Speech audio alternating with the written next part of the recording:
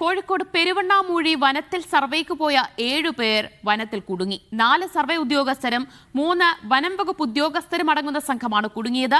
3 സംഘങ്ങളായി വനം വകുപ്പ് തെരച്ചിൽ ആരംഭിച്ചിട്ടുണ്ട്. സലാം മുഹമ്മദ് വിവരങ്ങൾ നൽകും. സലാം, ഇന്നലെയാണോ സർവേക്ക് പോയവർ വനത്തിനുള്ളിൽ കുടുങ്ങിയത്? ഇവരുമായി യാതൊരു തരത്തിലുള്ള കമ്മ്യൂണിക്കേഷനും നടക്കാത്തൊരവസ്ഥയാണോ ഉള്ളത്? ദിവ്യ, നിലവിൽ ഇവരുമായൊന്നും കമ്മ്യൂണിക്കേഷൻ നടക്കുന്നില്ല. ഇന്നലെ തന്നെയാണ് ഇവർ വനത്തിൽ സർവേക്ക് വേണ്ടി പോയത്. 7 പേരടങ്ങുന്ന സംഘമാണ് പോയത്. 4 സർവേ ഉദ്യോഗസ്ഥരും 3 വനംവകുപ്പ് ഉദ്യോഗസ്ഥരുമാണ് ഈ സംഘത്തിൽ ഉണ്ടായിരുന്നത്. 7 പേരടങ്ങിയ സംഘം ഇന്നലെ പോയി.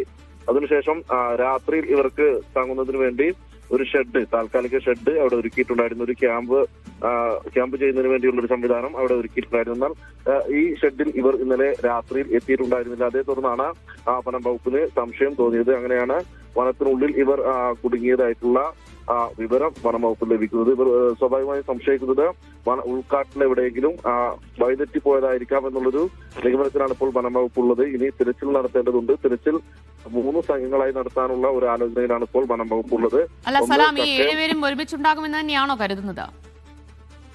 ഒരുപക്ഷെ ദിവ്യ, അങ്ങനെ ഒരു സംശയത്തിലാണ് ഇപ്പോൾ വനം വകുപ്പ് ഉള്ളത്.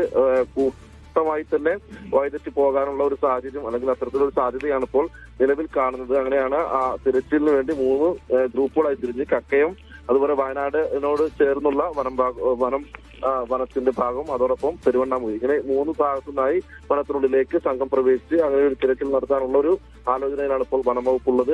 അല്പസമയത്തിനുള്ളിൽ തന്നെ തെരച്ചിൽ ആരംഭിക്കുമെന്നും അറിയിച്ചിട്ടുണ്ട്. ഒരുപക്ഷെ ഉൾക്കാട്ടിൽ എവിടെയെങ്കിലും പെട്ടുപോയതാണെങ്കിൽ 1 മണിക്കൂറിനുള്ളിൽ തന്നെ കണ്ടെത്താനാകുമെന്നുള്ളൊരു പ്രതീക്ഷയിലാണ് ഇപ്പോൾ വനം വകുപ്പുള്ളത്. ഏതായാലും അല്പസമയത്തിനുള്ളിൽ തെരച്ചിൽ ആരംഭിച്ച ശേഷം മറ്റു കാര്യങ്ങൾ പങ്കുവെക്കാമെന്നുള്ളതാണ് വനം വകുപ്പ് ഉദ്യോഗസ്ഥരും. 7 പേരാണ് വനത്തിനുള്ളിൽ കുടുങ്ങിയിരിക്കുന്നത്. ഇവരുമായി ആശയവിനിമയം നടത്താൻ കഴിയുന്നില്ല.